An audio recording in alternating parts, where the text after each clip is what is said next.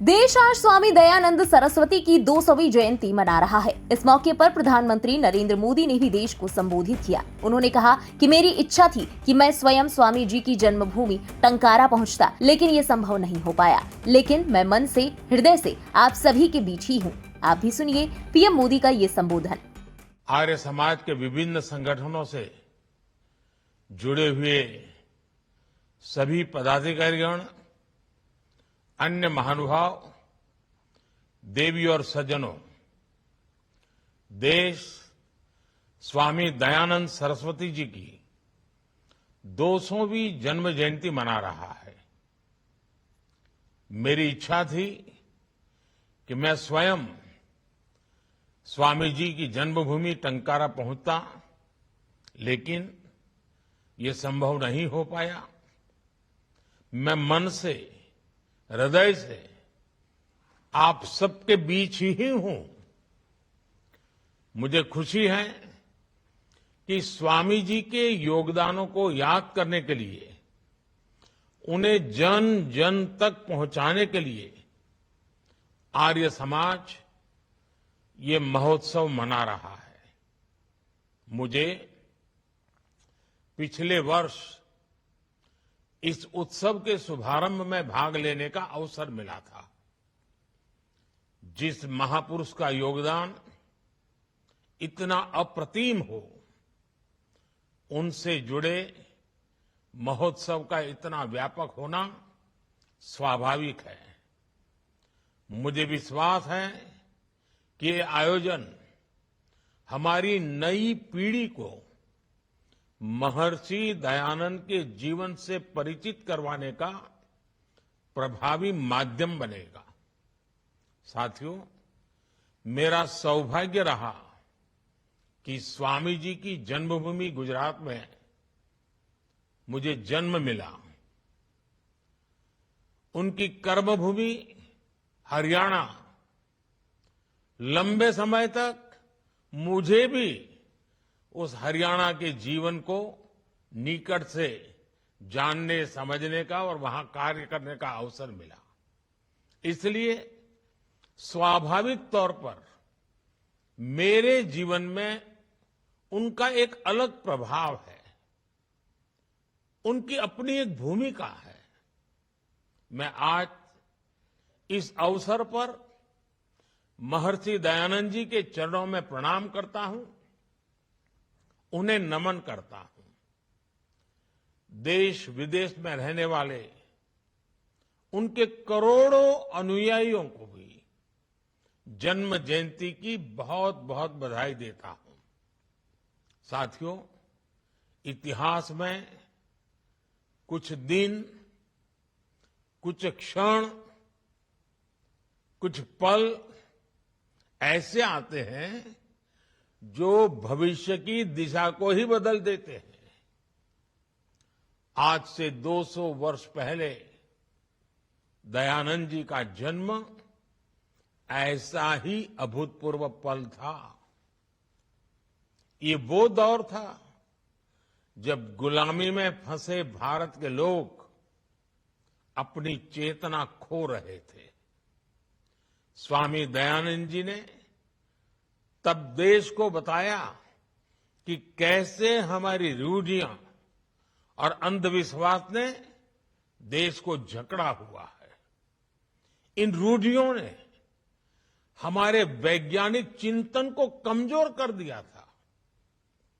इन सामाजिक बुराइयों ने हमारी एकता पर प्रहार किया था। समाज का एक वर्ग भारतीय संस्कृति और आध्यात्म से लगातार दूर जा रहा था। ऐसे समय में स्वामी दयानंद जी ने वेदों की ओर लौटो, इसका आह्वान किया। उन्होंने वेदों पर भाष्य लिखे, तार्किक व्याख्या की। उन्होंने रूढ़ियों पर खुलकर प्रहार किया और ये बताया कि भारतीय दर्शन का वास्तविक स्वरूप क्या है। इसका परिणाम ये हुआ कि समाज में आत्मविश्वास लौटने लगा। लोग वैदिक धर्म को जानने लगे और उसकी जड़ों से जुड़ने लगे। साथियों, हमारी सामाजिक कुरीतियों को मोहरा बनाकर अंग्रेजी हुकूमत हमें नीचा दिखाने की कोशिश करती थी। सामाजिक बदलाव का हवाला देकर तब कुछ लोगों द्वारा अंग्रेजी राज को सही ठहराया जाता था। ऐसे कालखंड में स्वामी दयानंद जी के पदार्पण से जब सब साजिशों को गहरा धक्का लगा,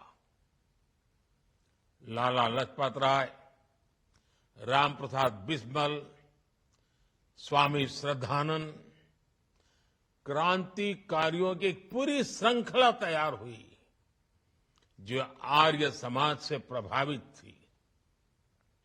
इसलिए दयानंद जी केवल एक वैदिक ऋषि ही नहीं थे, वो एक राष्ट्र चेतना के ऋषि भी थे। साथियों, स्वामी दयानंद जी के जन्म के 200 वर्ष का ये पड़ाव उस समय आया है जब भारत अपने अमृत काल के प्रारंभिक वर्षों में है। स्वामी दयानंद जी भारत के उज्जवल भविष्य का सपना देखने वाले संत थे। भारत को लेकर स्वामी जी के मन में जो विश्वास था, अमृत काल में हमें उसी विश्वास को अपने आत्मविश्वास में बदलना होगा। स्वामी दयानंद आधुनिकता के पैरोकार थे, मार्गदर्शक थे। उनसे प्रेरणा लेते हुए आप सभी को भी, हम सभी को भी इस अमृत काल में भारत को आधुनिकता की तरफ ले जाना है। हमारे देश को, हमारे भारत को विकसित भारत बनाना है। आज आर्य समाज के देश और दुनिया में 2,500 से ज्यादा स्कूल हैं, कॉलेज और यूनिवर्सिटीज हैं। आप सभी 400 से ज्यादा गुरुकुल में विद्यार्थियों को शिक्षित, प्रशिक्षित कर रहे हैं। मैं चाहूंगा कि आर्य समाज 21वीं सदी के इस दशक में एक नई ऊर्जा के साथ राष्ट्र निर्माण के अभियानों की जिम्मेदारी उठाए। डीएवी संस्थान महर्षि दयानंद सरस्वती जी की एक जीती जागती स्मृति है, प्रेरणा है, चैतन्य भूमि है। हम उनको निरंतर सशक्त करेंगे तो ये महर्षि दयानंद जी को हमारी पुण्य श्रद्धांजलि होगी। भारतीय चरित्र से जुड़ी शिक्षा व्यवस्था आज की बड़ी जरूरत है। आर्य समाज के विद्यालय इसके बड़े केंद्र रहे हैं। राष्ट्रीय शिक्षा नीति के जरिए देश अब इसे विस्तार दे रहा है। ब्यूरो रिपोर्ट, इंडिया पब्लिक खबर। इसी के साथ इस खबर में बस इतना ही। देश और दुनिया की बाकी खबरों के लिए सब्सक्राइब करें इंडिया पब्लिक खबर के YouTube चैनल को और बेल आइकन दबाना बिल्कुल ना भूलें।